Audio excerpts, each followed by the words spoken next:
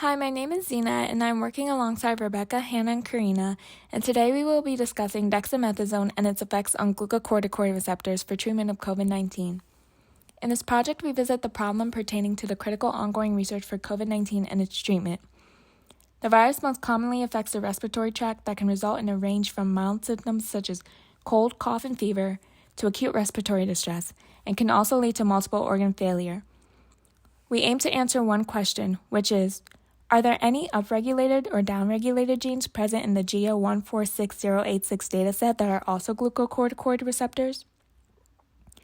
We hypothesize that the activation of dexamethasone by NR3C1 receptors occurs in order to upregulate the genes that contain anti-inflammatory effects, and the increase in the activity of anti-inflammatory genes acts as effective treatment for severe COVID-19.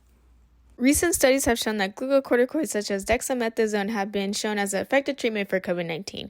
We conduct a manuscript critique by Ababe Sharma, which entails a bioinformatic analysis detailing anti-inflammatory of glucocorticoids using transcriptomic data on lung and blood immune cells as a potential treatment for severe COVID-19. A study conducted by Tain is utilized to expand on Sharma study and verify our hypothesis. In the pandemic, COVID-19 is a viral contagious disease. People who have severe COVID-19 have elevated levels of IL-6, IL-1, TNF-alpha, and interferons. These are pro-inflammatory genes and cytokines, and having elevated levels of these genes can cause a cytokine storm. To try to inhibit these pro-inflammatory genes, glucocorticoids have a receptor called NR3C1, which can bind to the promoter in order to activate anti-inflammatory genes such as TSC22D3, DUSP1, and SGK1. By anti-inflammatory genes being activated, it can reduce inflammation in the body caused by the disease, which solidifies that dexamethasone and its glucocorticoid receptor can be effective treatment for COVID-19. To conduct our study, we first critique a manuscript written by Sharma, which studies the anti-inflammatory effects of dexamethasone on lung and blood immune cells of patients with severe COVID-19 as a treatment. Next, in order to expand our study on dexamethasone, we also compared the manuscript to an article written by Tang et al., which analyzes dexamethasone treatment in mice with chronic inflammation associated with colorectal cancer. Next, using the gene expression omnibus, also known as GEO at NCBI, the GEO set used in the Tang et al. Study GSC 146086 was analyzed using ADX-Flox PBS data as the control group and ADX-Flox Dex as the dexamethasone treated group. For our final step, we evaluated the effectiveness of dexamethasone as an anti-inflammatory for severe COVID-19 using information that was gathered from the Sharma manuscript and GEO 2R run of GSC 146086.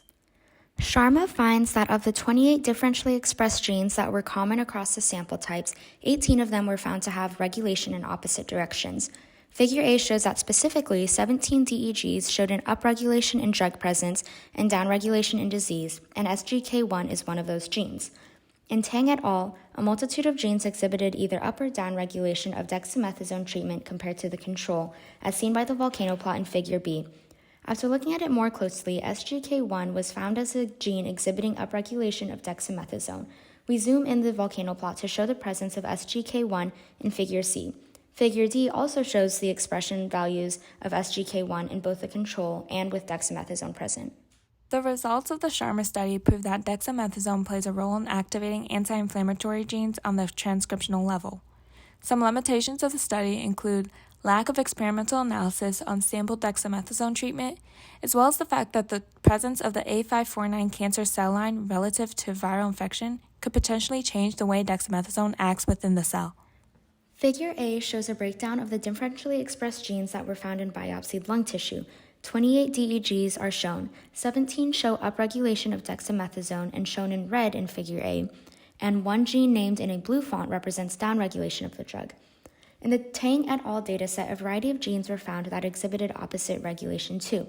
When observing Figure B generated by GO2R, it is important to note that a log base 2 or log FC value greater than 1 means upregulation and is represented by red dots, and a log FC value less than -1 means downregulation and represented by blue dots. Figure C shows a zoomed-in portion of the volcano plot to focus on the gene SGK1, which has a log FC value of 3.209 and is represented with a red dot indicating upregulation. Figure D shows the expression values of dexamethasone and control within SGK1. This bar graph shows that dexamethasone expression values are much larger than the expression values of the control. These graphs solidify the notion from Sharma's study that glucocorticoid expression can be affected by dexamethasone treatment. This study allows for a deeper understanding of how we might be able to treat severe COVID-19. Having this information available can potentially save many more lives during this pandemic. This concludes the end of the presentation, and all of our references used for the presentation are on the right-hand side. Thank you for listening.